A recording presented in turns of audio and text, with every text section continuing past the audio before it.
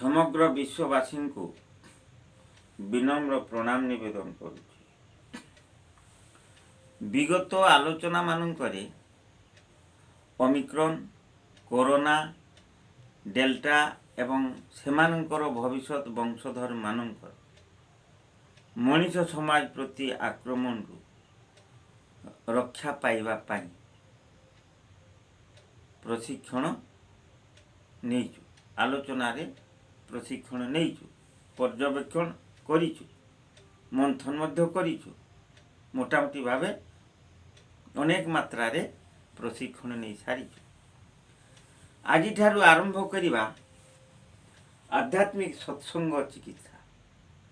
ये आध्यात्मिक सत्संग चिकित्सा माध्यम रे आध्यात्मिक विज्ञान संबंध रे किछि पर्यालोचना करिबा जा चिकित्सा क्षेत्र रे आवश्यक अटे। एथि मध्य हेउचु जम, नियम, आसन, प्राणायाम, प्रत्याहार, धारणा, ध्यान, समाधि एवं ताहा श्रीमद् भगवद गीता एवं पवित्र बाइबल ओ पवित्र कुरान आधारित हब एवं से आधार आलोचना चलिब। आमे समस्ते आशा करू दीर्घ दिन बंची रहिबा पाई, किंतु वार्धक्य अवस्था बा बुढ़ा हेबा पाई केही आमे चाहे ना। एटा एक अवास्तव कल्पना, जो कल्पनार सफलता क्वचित हो पारे बा जो कल्पना कार्यकारी हेला बेलू फल खूब कम मिल पारे। कहीं ना आमे दिने शिशु थिले, तापरे बालक हेले, तापरे किशोर हेले, किशोर युवक हेले। एगुड़ाक अवश्य आम इच्छा करिथाउ ना ना चिंता करन। प्रत्येक युवक होगा समस्ते इच्छा करू, यौवन प्राप्त पाई समस्ते चाहे, यौवन दीर्घायु होगा भी समस्ते चाहे, समस्ते चाहे। कहीं ना आमर पुरातन इतिहास जे पुरातन इतिहास रो समय निर्धारण हो न था, पुरातन इतिहास को पुराण कहा जाए। से पुराण रे आमे देखे अनेक राजा माने मध्य पुत्र ठारू परमायु भी कामना करती यौवन रक्षा पाई। से जा हो अतीत अतीत सेतिकी थाउ। एबे आसीबा आध्यात्मिक आड़कू जे ताले आमे दिने शिशु थिले आज प्रौढ़ होइछे, आमे केबे वृद्ध हेबा पई आशा करे ना एवं जरा व्याधि ग्रासित होगा चाहे ना। तथापि देखा जाए राजा कथा कहली अनेक मुनि ऋषि सिद्ध साधक एवं ईश्वर प्रेमी व्यक्ति माने दीर्घायु हेउछंती मध्य दीर्घायु अनेक हेइछंती एवं एबे भी हेउछंती। एबे मध्य पुरी श्रीमंदिर निकट एक मठर जड़े साधु महात्मा 121 वर्ष है, 121 वर्ष है पुरी जगन्नाथ मंदिर निकटरे एक मठर जड़े साधु महात्मा बयस 121 है। तथापि अछंती निजे चलाबुला करुछंती, प्रत्येक दिन ध्यान करुछंती, भजन कीर्तन करुछंती, गिनी बजाउछंती। चिंता करन। तेबे बड़ सौभाग्यर कथा जे आज जड़ विज्ञान चिकित्सा भेषज विज्ञान, जड़ विज्ञान चिकित्सा अर्थ भेषज विज्ञान जो उन्नत स्तर को पहुंची ताहार अवदान वर्णना करी हब नहीं। पृथ्वीवासी जो अवदान आधुनिक चिकित्सा विज्ञान ଆଧୁନିକ ଚିକିତ୍ସା ବିଜ୍ଞାନର ଅବଦାନ ପୃଥିବୀବାସୀଙ୍କୁ ଯାହା ମିଳିଛି ତାହା ମୋ ଭଳି ଲୋକ ବର୍ଣ୍ଣନା କରି ହିଁ ପାରିବ ନାହିଁ। ତେଣୁ ଆଶା କରୁଛି ଯେ ଆଜିକୁ 3-4 ବର୍ଷ ପୂର୍ବେ ସାଧୁସନ୍ଥ ମହାତ୍ମାମାନେ ସେଇ ଆଧ୍ୟାତ୍ମିକ ବିଜ୍ଞାନ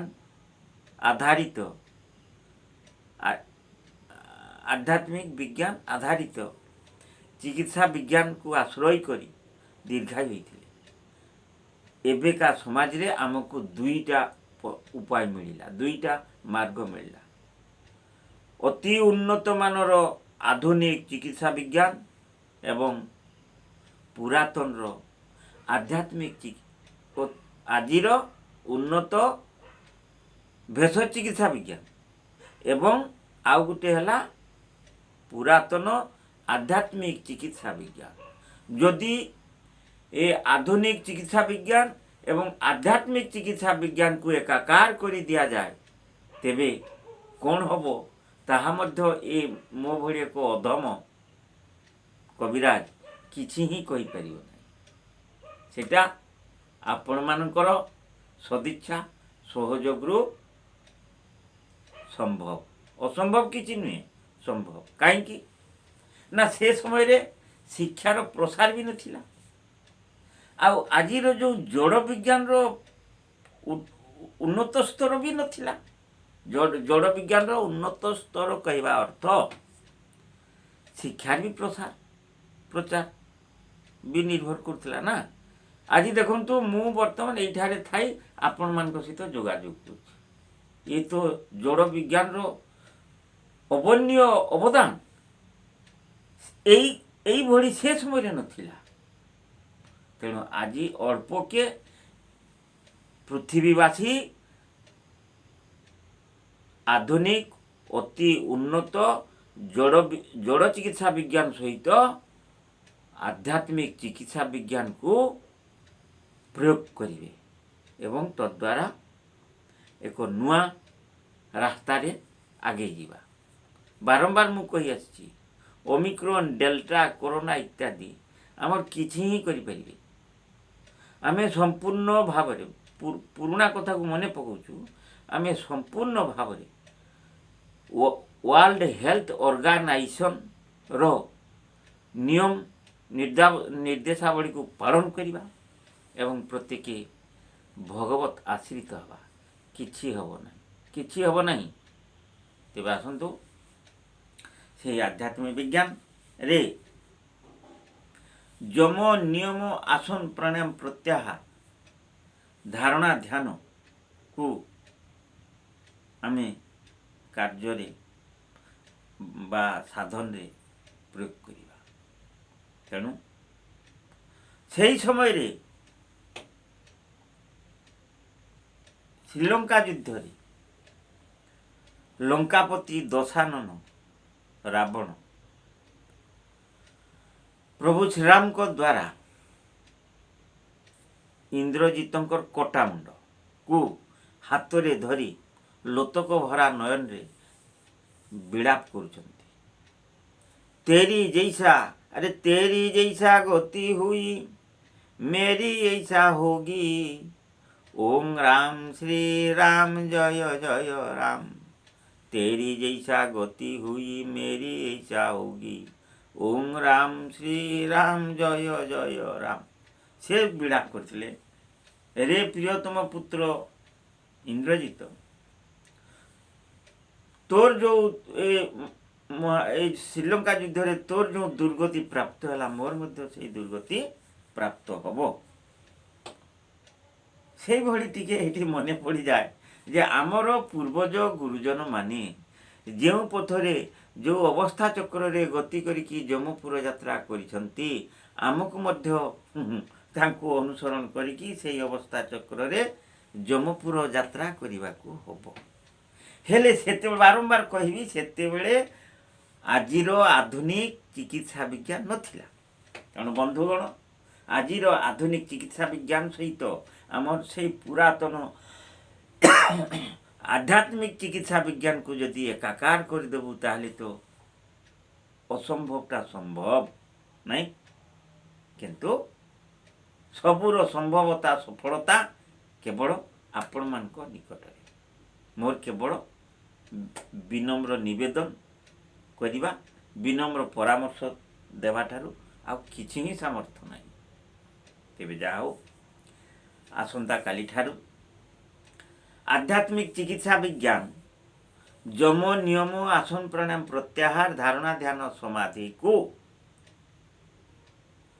आध्यात्मिक चिकित्सा विज्ञान आधारित कहले श्रीमद् भगवत गीता, पवित्र कुरान, पवित्र बाइबल माध्यम रे आलोचना करिया आध्यात्मिक चिकित्सा विज्ञान, जोटा कि साधारण अर्थ रे आध्यात्मिक सत्संग चिकित्सा। यही आध्यात्मिक सत्संग द्वारा आमे